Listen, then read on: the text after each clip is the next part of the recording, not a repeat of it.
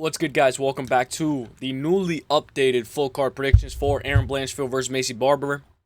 I know what you guys are going to say. Why you guys are on Tapology? Why am I on Tapology? Well, two things, all right? The UFC website doesn't have the official fights that are updated up to date. They don't have the Ramiz Brahimaj Billy Goff fight up to date. Eventually, guys, I'm going to make my own graphics, and then we won't have to deal with Tapology. But one thing I want to say, guys, is we're going to go over this entire card. It's an 11-fight card. Obviously, we lost a fight. Elliott, which is somebody that I really wanted to see. But if you guys don't know, Elliott is now scheduled to fight Ko. Ko was scheduled to fight Billy Ray Goff. So they kind of switched it. So in a way, the UFC was cooking, but it does make this fight card a lot more harder to predict. And I feel like Billy Ray Goff has a little bit more of a harder fight ahead of him. But we're going to break down this entire card. So one thing I want to say, guys, is if you guys don't like Tapology, don't worry. We'll be back to normal once the fights get fully updated. And two, if this light right here is bothering, if it's annoying, I will easily put it back to green. So let me know, guys. I'm gladly to take any type of consideration, any type of, opinions. You guys can let me know in the comments down below. So let's break it down, guys. Without further ado, first fight of the night, 11-fight card. Here we go. Rayanne Santos versus Ardelean. If you guys don't know, if you guys didn't watch the last video, we already broke down this entire card. We got an early look. One thing I want to say is, guys, Rayanne Santos minus 295, Ardelean plus 220. Automatically 1-800 gambler type of fight. My rule of thumb, never bet the first fight. That's my rule of thumb, unless you're pretty confident. Even if you feel more than 70% confident, my rule of thumb is always never bet the first fight too heavy. Maybe we could take that this fight goes the distance, or Rayanne Santos, but let's break it down. Rayanne Santos is a busy grappler, good striking. I will say she has some very good kicks. Always pressures, very good forward pressure as well. Decent takedown defense as well. And she's going to be looking to wrestle, I would believe. I think what I would want from Dos Santos is for her to shoot a takedown in this fight. She didn't wrestle in her last fight against Buhatumar. She lost by split decision. That could be argued that it should have won her way, but it is what it is. It happened. Matched up against Ardelean. Already the record speaks for itself, but we're not basing it off of a record. She is 0-2. To be fair, her losses in the UFC are to Shannon Bannon and Melissa Martinez. Melissa Martinez is the sister of David Martinez, so they are very good athletes. Elise can do it all. She has subs, KOs, and decisions on her record, but I'd say her biggest issue, of course, is her fight IQ. Elise can eat one to give one, marches forward, and she tends to make things work off the fly. If you guys don't remember, against Melissa Martinez, she was super durable. She was about to be finished in that third round by a nasty body shot, but the referee thought it was a low blow, and that kind of saved her from getting finished in that fight. Guys, the same pick is going to be Rayanne Santos. My rule of thumb is to never bet the first fight, but I do like Rayanne Santos money line. I like it as a nice parlay piece. Obviously, don't go too crazy with it. Maybe an over 2.5, but I wouldn't be surprised if Rayanne Santos could even finish this fight inside the distance. Give me Rayanne Santos to win this fight by decision, 2 rounds out of the 3, with grappling and successful striking. Majority Tapology is going Dos Santos by decision, but you guys never know. Anything can happen. Give me Dos Santos by decision. I like her money line as a parlay piece. Let's go Dos Santos for the dub. Mederos versus Bolaji. If I do a pick flip, guys, I will let you know. This is an official pick flip. Currently, right now, guys, we're going with Mederos. Plus 152 for Mederos. Bolaji minus 195. This is going to be a good scrap. What I like is the plus 3.5 for Mederos. Marco is a very great striker, and if you guys don't know, guys, he is very active. He fought 1 month and 2 weeks ago against Austin Hubbard, won by split, very good performance. MarQuel just fought 1 month and 2 weeks ago against Austin Hubbard, won a close split decision. Austin Hubbard jumped on his back, and I remember Marco Mederos walking with Austin Hubbard on his back. Shows how strong he is, but you can take his back, and he does have a little bit of a hole in his grappling department. It was 1-1 going to the third round, and that was a close fight until Marco Mederos was able to switch the entire momentum in the late third round. Marco has a good 1-2, great striking, but he can be open to the takedown. Matched up against Bolaji Oki. Oki has an insane amount of power. Oki's coming off of that loss to Chris Duncan 7 months ago. No shame into losing to Chris Duncan. Oki is very powerful, but I can see Oki chasing Marco Mederos, and Marco being the more technical striker, landing more cleaner shots, and Bolaji Oki getting a little bit reckless. This is going to be a crazy fight. 29 years over is 28. I feel like Marco Mederos is moving so fast in the UFC. He literally just made his UFC debut, and he's already fighting. No, it feels like he just made his UFC debut. Obviously, two fights in the UFC already, but this guy feels like he's getting fast-tracked. Bolaji very explosive and he has a great sprawl, but he can get tired a bit. Oki as the favorite seems reasonable, rightfully so. But I can see this fight being 1-1 heading towards the third, and MarQuel Mederos taking over and winning this fight by 29-28 unanimous decision. Give me Mederos to win this fight, guys. I like it. Let's go. I can see Bolaji getting reckless, chasing down MarQuel Mederos, and MarQuel landing some good shots, good pop shots, and outstriking him for 2 out of the 3 rounds. Let's go. Now this one, I had to go in a little bit deeper on this fight. Jordan Leavitt versus Kurt Holobaugh. Jordan Leavitt minus 188, Kurt Holobaugh plus 146. Jordan Leavitt is a guy who sometimes I don't like to pick. I have trouble picking him, but in this case, I think there's a clear path to victory for Jordan Leavitt. Jordan is 4-3 in the UFC, only losing to Claudio Puelles, Paddy Pimblett, and most recently Chase Hooper. In reality, especially at the time, losing to those guys, no shame in that. Jordan is 11-3, very good BJJ, and once down, he can maintain top control. He just has issues getting the fight down sometimes. He's a BJJ athletic beast. The grappling is Jordan's path to victory, but I don't see him being able to outstrike Kurt Holobaugh. I picked Kurt Holobaugh earlier in my early prediction, but I think I'm going to go Jordan Leavitt, guys. Matched up against Kurt Holobaugh, no takedown defense, Kurt Holobaugh. Kurt is 38 years old, Ultimate Fighter winner. Kurt had a little bit of issues in his last fight against Alex Hernandez. It was a very close fight. They gave a unanimous decision. It's up to you with however you wanted to score that fight. Very close. I had it 1-1 heading towards the third. Seems like Alex Hernandez outworked him, took over that fight. And Kurt couldn't defend a takedown. His last fight was so close. Razor close. Kurt needs to work.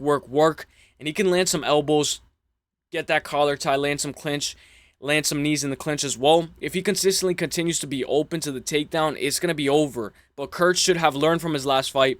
Don't give up takedowns. Work your way to get up and be urgent to get up and land an accumulation of strikes in order to overwhelm Jordan Leavitt. But guys, in this case, guys, official pick flip, I'm going Jordan Leavitt, guys. Give me Jordan Leavitt to win this fight, guys, by 29-28 unanimous decision.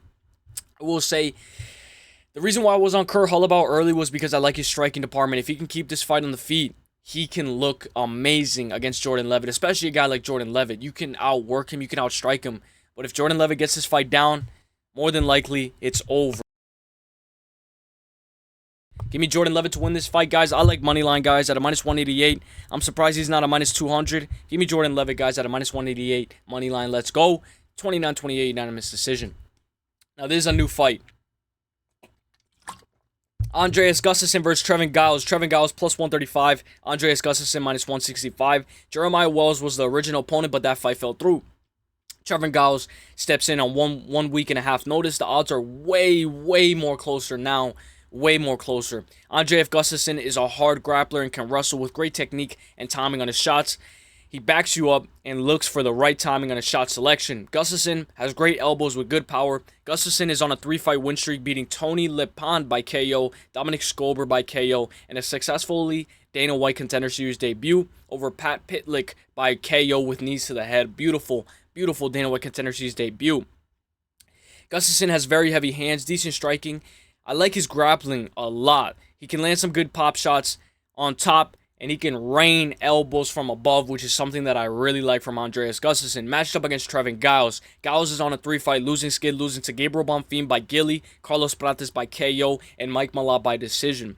They are both 6 feet, with an exactly 74-inch reach on both sides. It seems like a mirror match. Giles is very athletic, explosive, and has a jab like a piston. He can tend to be technical at times, but if you are patient, you can outstrike Giles. I will say, Giles always tends to make things work. Even against Carlos Prates, this guy was landing on Carlos Prates and having a lot of success against Carlos Prates. I can definitely see this fight being way more closer than his original opponent, Jeremiah Wells. Giles just makes things work. Gustafsson needs to pressure, take him down, control him, mix in some elbows, posture up, and let it rain. Rain elbows. UFC debut for Gustafsson. A little bit more dicey if this fight gets a little bit longer. If this fight tends to get, as this fight gets more into the later rounds, I feel like it can get a little dicey. Give me Gustafsson to win this fight. I'm going to go by late 3rd round TKO. Just because Giles is tough. Look at his fight against Carlos Prates. I know Prates was able to finish him, but even in that fight, Giles has always shown that he's tough, and he has a win over Preston Parsons as well. Very good win. Gustafsson for the dub. I'll go 3rd round TKO. Let's go. Ketlen Vieira versus Macy Chiasson. This is another fight that I'm very excited for. The odds are very interesting. -113 for Ketlen Vieira, Macy Chiasson -113. This fight was supposed to happen at UFC Vegas 84. Now it's rescheduled. Ketlen Vieira is a heavy-handed Brazilian at 14-4. She's coming off of that decision loss to Kayla Harrison, who was fighting for the belt. So it's no shame in losing to, I want to say, future champion. She has very good leg kicks and can control the fight to her own advantage. Ketlen looks to push you against the fence, hold you there, try to drag you down, use her height and weight to maintain top control, land some good pop shots. Ketlen, at 33 years old, is still in her prime, in my honest opinion. Matched up against Macy Chiasson. Who remembers when Macy ate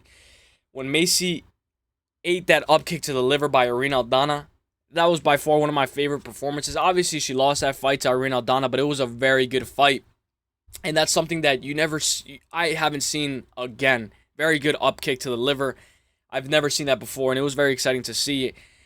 Macy Chiasson has improved so much each and every single one of her fights. She went on a 2-fight win streak after that, beating Payen Khanzad and Mayra Bueno Silva by doctor stoppage. Macy is only 33 years old, very defensively sound, great jab, good clinch work, lacks power, but she uses her range to control distance and can be technical. She can grapple. She has 12 takedowns in her last 4 fights, so it seems like she has a little bit of a new wrinkle in her game. She's coming off of that brutal cut stoppage over Mayra Bueno Silva at UFC 303, and some could argue that Mayra Bueno Silva was winning that fight up until that brutal cut.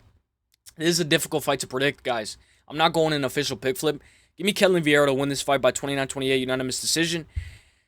If you want to take Macy, you could take Macy maybe by KO on points just in case, because she always makes things work. You know, her elbows are very sharp. She's always very sharp. I'm going to go Ketlen Vieira. Just give me money line at a -113. I think it's a good parlay piece. Even just money line straight. I like Ketlen Vieira. I like her. I'm going to take her by 29-28 unanimous decision. But this can get very dicey. As you can see, majority topology is going Macy Chiasson. Seems like Macy Chiasson might have this fight in the bag, but I'm going to go Ketlen Vieira because I know she was able to survive against Kayla Harrison, and, you know, as long as she's not a shell of her former self, I think Ketlen Vieira should be able to win this fight. Let's go Ketlen Vieira for the dub. Next fight.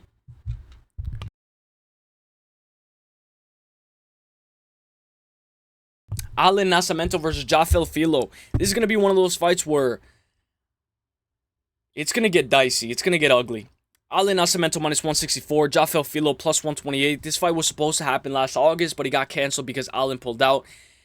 This fight is a close fight, and the odds are a bit confusing in my eyes. Two Brazilians going at it. At only 20-6, Allan Nascimento is 3-2 in his last 5. He can't really wrestle that well. Allan loves to slug it out, eat one to give one. He can hang in the pocket more often than I'd like him to. Allan can get controlled over and over again. He has a 26% takedown accuracy and a 16% takedown defense. Massive red flag. He's coming off of that underdog win over Carlos Hernandez. We just saw Carlos Hernandez get subbed by Hong Sung Park quickly. Matched up against BJJ Beast, Jafel Filho. Jafel creates chaos, doesn't have the most technical striking. He has great speed, great takedown defense. Filo's on a 2-fight win streak, beating Daniel Barez by arm triangle and Ode Osborne, most recently by rear naked choke. Jafel is the fighter who almost just subbed Muhammad Mokaev. He had him in a deep submission, but Muhammad Mokaev was able to win that fight. He managed to submit Ode in the first round. I expect Jafel Filho to finish this fight by sub, but I will say, guys, look at this. Allan Nascimento has never been finished. He has never been finished by KO or sub. So earlier I was going to say I like Jafel Filho by sub, but I think I like him by submission or on points. Give me Jafel Filho by submission or on points. Majority topology is going Nascimento. Maybe if Filo's not able to finish this fight, he might lose this fight by decision. I like Filho to win this fight, but this is going to get dicey. This is going to get dicey. This is one of those fights where it's no problem to skip this fight. Allan at only 33 has a chance. He definitely has a chance to win this fight. This guy, Allan Nascimento, is a guy who I got to see more of. This guy can definitely scrap. 2-1 in the UFC. I'm going to go Jafel Filho. Medium confidence. Because if this fight tends to go all 15, it might look like it's in Allan Nascimento's favor. But I think Jafel Filho should be able to at least threaten some submissions and try to win this fight at the best of his ability. Give me Jafel Filho to win this fight, guys. I'm going to go medium confidence. I'm going to go by submission on points. Give me Jafel Filho. Let's go, my guy. I will say this 1-inch reach advantage might be a little bit of an issue for Jafel Filho early, but I'll go Jafel Filho to win this fight. I'll go by 29-28 unanimous decision. Let's go Filho for the dub. Main card time, Zach Reese versus Duško Todorović. Minus 295 for Zach Reese. Duško plus 220. I don't know what's going on, guys. Is this going to be a 5-fight main card? 5-fight main card, 1, 2, 3, 4, 5. All right, then. I guess it is. Zach Reese can have solid power, use his height and own reach to his own advantage. At only 8-2, Zach Reese has faced pretty tough competition so early in his career. His only 2 losses are by KO to Cody Brundage and most recently Asmat Bekov. My bad, guys. Excuse me. So his only 2 losses are to Cody Brundage and Asmat Bekov, which is no shame in losing to those guys, especially the way that he lost to Cody Brundage. Okay, we can give him a little bit of slack. He was holding on to Cody Brundage, and that was a little bit of a low fight IQ move, but I don't think Zach Reese will fall for that same mistake again, unless he's chasing that sub hard. Zach Reese can get out grappled pretty easily. He's very heavy-handed with 5 TKOs in the first round. Zach Reese always hunts for the sub off of his back, which is something that I hate from Zach Reese. Zach Reese didn't even try to get up off of his back against Asmat. Matched up against Duško Todorović. Duško is 2-3 in his last 5, 12-5. He will be looking to break his 2-fight losing skid with a win over Zach Reese. Duško's most recently lost to Christian Leroy Duncan and Mansour Abdul Malik. He got finished in both of those fights. Duško is a technician with volume on his side, can mix in takedowns as well, lands almost 6 significant strikes per minute. He can be chinny. Duško will be looking to create chaos. If Zach Reese can keep chasing sub off of his back, I'm not going to pick him no more, like I always say. 1-800-GAMBLER type of fight, but give me Zach Reese by KO. And if you guys know, you look at his record, Zach Reese has all 5 KOs in the first round. I want to say this is going to be maybe a second round TKO. Give me second or third round TKO, just because I feel like Duško is going to make him work for it. We know Zach Reese always starts off crazy. And if you want to sprinkle a first round, definitely worth a sprinkle, but I'm going to go round 2 or 3. Give me Zach Reese by round 2 or 3 KO over Duško. Let's go, my guy Zach Reese. Get right back into the win column. I like Zach Reese. Let's get right back in the win column, my guy Zach Reese. Let's go. Billy Ray Goff versus Ramiz Brahimaj. This is a very fun fight. Very fun fight. Has banger scrap written all over it. I will say, though, this is going to get dicey for my boy Billy Ray Goff from Connecticut. Ramiz Brahimaj plus 250. Billy Ray Goff minus 325. Sung Young Ko was the original opponent, but that fight fell through. I believe Ko is fighting Oban Elliott now. When they switch fights, this is what throws me off completely, and it makes me have to do even more tape study. Ko had visa issues, I believe. Matched up against, Ramiz Brahimaj, a hard grappler. You guys know what you're going to get with Ramiz Brahimaj. Let me break it down. 11-5. Ramiz doesn't grapple successfully a lot. Ramiz tends to not be as urgent to get up if he's taken down. Ramiz has some power in his hands, but his sub game is his bread and butter. At only 3-3 in the UFC, seems like a tailored matchup. But I will say, guys, this is a definitely 10 times harder matchup than Ko. I feel like the UFC is testing Billy Ray with this fight, and Billy Ray has yet to win in the UFC. He doesn't have a win in the UFC. He had a fight with Trey Watt. He's 1-1 in the UFC, actually. Correct me. I'm wrong about that, but he's 1-1. So, this is a fight that's very important for Billy Ray Goff. I will say, Ramiz has a 100% finish rate. 10 of his finishes are by submission. If Ramiz wins this fight, it's most likely inside the distance. The way Ramiz finished Mickey Gall showed his power on full display. Matched up against Billy Ray Goff. Billy Ray Goff is new to the UFC at only 1-1 in the UFC. He is 4-1 in his last 5. Most recently, had a very good performance with a decision loss to Trey Waters. He tends to shoot, grapple, great top control when he can get the fight down. Billy has 7 TKOs, 2 wins by decision. He will be looking to wrestle and implement his high cardio, high volume pace. His most recent fight against Trey Waters was an absolute war. Billy Ray Goff can get a little bit wild, way too wild sometimes, but I think he should be able to win this fight and get the job done. Billy Ray Goff moneyline is the play, but I will say, guys, he's a massive favorite, and this is a harder fight than Ko. So I don't know what the odds are doing. Seems like a little bit of a trap. Billy's only 26. He should be able to make things work, but he will have a 1-inch reach disadvantage, and his takedown defense hasn't been tested yet.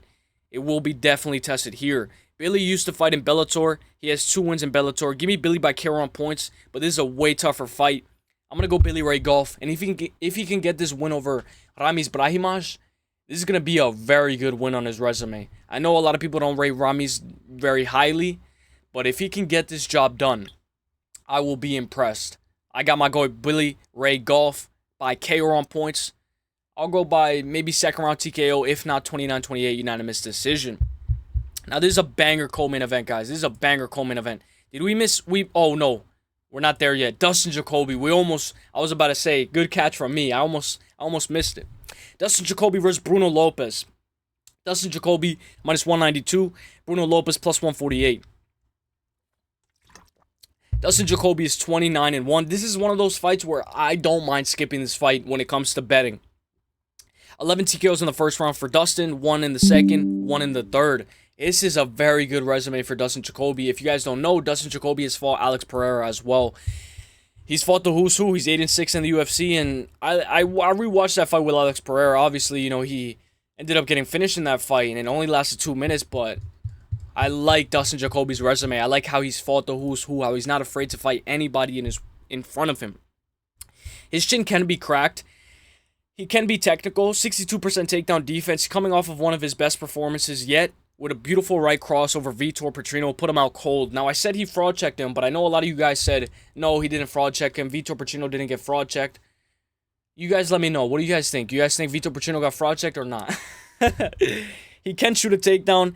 If you stuff the takedown, he mixes it up with a nice little cheeky uppercut. He has some very good dirty boxing. Matched up against Bruno Lopez. Bruno Lopez is 14-1. His only loss is to Brenton Ribeiro by TKO, straight right to hammer fist. No shame into losing to Brenton Ribeiro. That guy can pack a punch. Bruno Lopez is on a 3-fight win streak, a forward pressure striker who's beaten Marcos Brigaggio by arm triangle, Michele Zaziani by KO punches to the body, and Magomed Gadzalulov by decision. Correct me if my pronunciation is a little bit off. Bruno Lopez has great volume, throws good strikes, but gets drawn into a brawl way too often. His wins over Magomed is very good. His win over Magomed, he had 5 takedowns in that fight. Dustin just doesn't like forward pressure. This is going to be a sketchy fight. The pick is going to be low confidence Dustin Jacoby, but I feel like Bruno Lopez, it's worth a sprinkle. Dustin Jacoby at 37 years old. This feels like this is Bruno Lopez's time. It's now or never for Bruno Lopez. And with this fight right here, guys, I can definitely see Bruno Lopez having a lot of success in this fight. But I'm going to go with my guy Dustin Jacoby. Dustin Jacoby to win this fight. I know he doesn't like forward pressure. And he was losing to Vitor Petrino. So you can definitely make a case for Bruno Lopez to definitely win this fight. And Petrino kind of ran into that shot. Petrino was winning that fight. But Jacoby's going to be the pick. Low confidence. Very low confidence. Give me Dustin Jacoby for the pick. Let's go my guy Dustin Jacoby by KO. Just because he's fought the who's who. Experience-wise, dirty boxing-wise, cheeky clinch-wise. Mixing some takedowns. He defends the takedown. Mix it up with a nice little cheeky uppercut. Let's go my guy Dustin Jacoby to win this fight. Let's go my guy. Let's go. Co-main event. Mateusz Gamrot versus Ludovic Klein. This is a banger co-main event. Minus 178 for Mateusz Gamrot. Ludovic Klein plus 138. Very good co-main event. I'm very happy that this fight did not fall through, because if this one fell through, this card was going to look like an absolute mess. Gamrot can be technical, but he lacks power. He has an amazing ability to shoot. He is kind of a little bit, I don't really want to say this because I like Gamrot, but sometimes I think he's chinny. I just think he's chinny. His recovery is very good. His cardio backs that up. His cardio is one of his main best weapons in his arsenal. As much as I don't like to admit it, Mateusz Gamrot is chinny. He's coming off of that robbery loss to Dan Hooker. Prior to that, he was on a 3-fight win streak, beating Jalen Turner by split, Rafael Fiziev, and RDA. His only 3 losses are in the UFC to Guram Kutsaladze, Beneil Dariush, and Dan Hooker, in super close fights, which you can tend to notice a pattern with Gamrot. If he's losing, it's going to be a close fight, him shooting, and in the judges' eyes, they're favoring the striker. Gamrot is a hard wrestler looking to apply a relentless pace. He gets dropped way too often. Got dropped by RDA, got dropped by Beneil, and he got dropped by Hooker as well.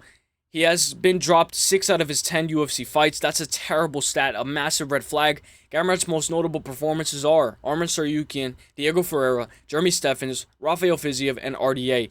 Matched up against Ludovic Klein as an amazing striker from Slovakia. Ludovic has a 90% takedown defense, can wrestle himself, never out of position, sits on his punches, can tend to not get the finish, but he's very well-rounded. With an amazing resume at 23-4-1, he did go to a draw with Jai Herbert, but that was 2 years ago.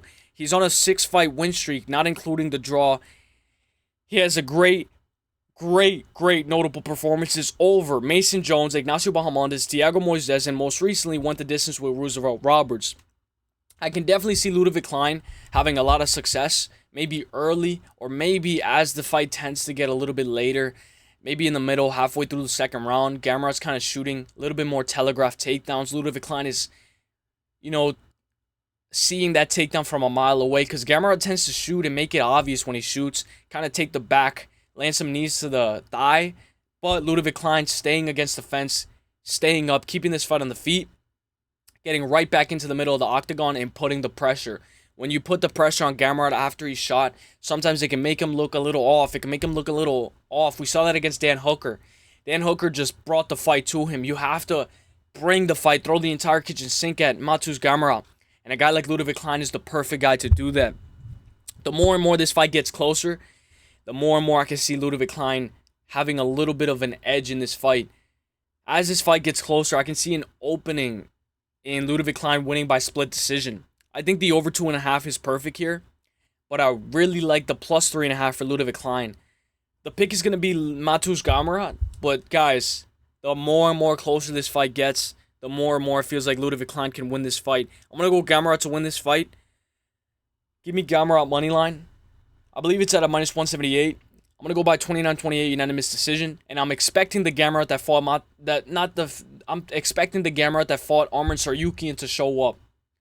Obviously, 3 rounds can tend to make Ludovic Klein, he can be a little bit more explosive, use more energy in a 15-minute fight than 5 rounds. But give me Gamrot to win this fight and edge a close split decision. I'll go 29-28 split. Gamrot 29-28 split. Ludovic 29-28 split. Gamrot for the winner by split. Mateusz Gamrot, let's go. Main event time. Boys and girls. Aaron Blanchfield versus Macy Barber. Minus 260 for Aaron Blanchfield. Macy Barber plus 196. If you made it this far, guys, comment 27-minute gang. All right, guys, here we go. Let me just blow my nose. Aaron Blanchfield versus Macy Barber. This is going to be a great fight, guys. Main event of the evening. I know a lot of people aren't excited for this fight, but this is going to be a good one. This is one where we can crack a cold water, sit back, and watch some good scraps. I think this is a good main event, and I think this is going to be one that we'll look back and we'll be like, oh, that card wasn't that bad. On paper it looks bad, but I think this main event's going to look very good. This is one of my most anticipated fights on the card. The winner of this is 2, maybe even 1 win away from a title shot. Aaron Blanchfield, 13-2, ranked number 4. Macy Barber, 14-2, ranked number 5. This is as best as it gets, especially in this division, guys. Aaron Blanchfield's only 2 losses are to Tracy Cortez by split decision and Manafort by unanimous decision. Aaron Blanchfield, after losing to Tracy, went on a 9-fight win streak, then lost to Manon, then beat Rose Namajunas by a dominant decision, winning rounds 3, 4, and 5. I will say notable performances for Aaron are Taila Santos, Jessica Andrade, Rose Namajunas, Miranda Maverick, and JJ Aldridge. Aaron is a hard grappler with a wrestling background. At only 26, she improves each and every fight. She can get tagged on the feet sometimes, never stays still, and is always in a fight. She has a high volume, averages 2 takedowns per fight, averages almost 6 significant strikes per minute. She has had 9 minutes of control time against Rose Namajunas, which is something that is very impressive. If you guys don't know, Rose Namajunas is scheduled to fight Miranda Maverick. And the reason why I take Rose Namajunas' fight very highly is because Rose Namajunas was able to out-grapple Wei Li. Rose Namajunas has 2 wins over Zhang Wei Li. And the fact that she was even able to out-grapple Wei Li shows me that Aaron Blanchfield is a very good wrestler. Matched up against Macy Barber. Macy is a beautiful striker, a beautiful athlete, very high volume, cardio, can mix it in, mix it all, some takedowns as well, and this is why this fight's going to be so good. Both of these ladies have so much high volume, high fight IQ, and these are the best ladies that obviously aren't holding the belt in their division. Very good top contenders. This is a very good fight. Macy is a high striker, high volume striker. Macy has some power in her hands. The way she did Amanda Ribas was so dirty. I love that performance from Macy Barber. Watch Macy Barber versus Amanda Ribas. Beautiful performance. She does have a 53% takedown defense and has been taken down 12 times. I believe Andrea Lee was able to take down Macy Barber as well. A little bit of a massive red flag, but Macy Barber has shown to improve each and every single one of her fights. Especially her win over Ketlen Chikagian was a beautiful display of Macy's great striking and takedowns. Macy Barber's only 2 losses are to Roxanne Modafferi and Alexa Grasso. If you guys know Roxanne is a girl who a lot of people in the UFC had a lot of respect for. She was a veteran and she retired. I remember when she retired, she had a very respectful retirement. A 6-fight win streak for Macy Barber, beating Miranda Maverick, Montella de la Rosa, Jessica I, Andrea Lee, Amanda Ribas, and her most recent win, her best performance yet, Ketlen Sermeriana, who is now married. This will be a super close fight. I can see this fight being 2-2 heading towards the 5th. But you know what? I feel like this fight is going to tell. We're going to be able to tell very early. I think live bet after the first round is a very good play. But this fight could get dicey, but I like live betting in this fight. Aaron, to continue to march forward, get the takedown, control this fight. Maybe Macy Barber's going to have a lot of success defending a lot of Erin Blanchfield's takedowns. We know girls like Taila Santos had a lot of success against Erin Blanchfield. I will say, cardio is going to be a massive factor. Excuse me. One thing that I want to say, we need both of these ladies to throw some leg kicks. We need some more leg kicks. Leg kicks is going to be a factor. I like the over 4.5 in this fight. I will say, why do I feel like Macy Barber is going to just put on a dog fight? This fight is going to be a war. I feel like this fight is going to be a war, a bloodbath even. I can see this fight just being an absolute war. Macy Barber is tough as nails. We know Macy Barber's 5'5". She should be the taller fighter, but Erin Blanchfield has a 68-inch reach. So she does have a 2-inch reach advantage, 65. She does have a 2-inch reach advantage. The pick is going to be Erin Blanchfield, guys. I'm going to go Erin Blanchfield to win by wrestling and control. But even, I will say, Macy Barber has better striking. And the way Erin Blanchfield kind of chases her opponent down, she doesn't cut the cage very well. Against Mederos, she was kind of a walking punching bag. If Macy can keep this fight on the feet, she can definitely outstrike and outwork Erin Blanchfield. I'm going to take Erin Blanchfield to win this fight. I love her wrestling. I even learned some techniques from Erin Blanchfield in the wrestling department that I haven't learned before. If you guys haven't, guys, follow Erin Blanchfield on Instagram. She shows a lot of tricks and wrestling techniques that I haven't tried myself. The pick is going to be Erin Blanchfield, guys, to win this fight by 48-47, 49-46, and 48-47 unanimous decision. But time and time again, I feel like Macy Barber is going to show up and she's going to put on a very good performance. This is going to be a very good fight, guys. Give me Erin Blanchfield to win this fight. 48-47, 49-46, and 48-47 unanimous decision. Let's go, my girl, Erin Blanchfield, cold-blooded. Let me know what you guys think, guys. 6 best bets and lock of the week drops Wednesday. I'll be live on Tuesday. I hope you guys have a great day. God bless. The best is blessed, baby. Let me know what you guys rate this card, guys. Now we only have 11 fights. What do you guys think of the card, guys? One thing, we'll be optimistic. At least we got fights on Saturday. I'll see you guys in the next one, guys. The best is blessed. God bless. Peace. Hey. I hope you guys enjoyed this one. Peace. Hey.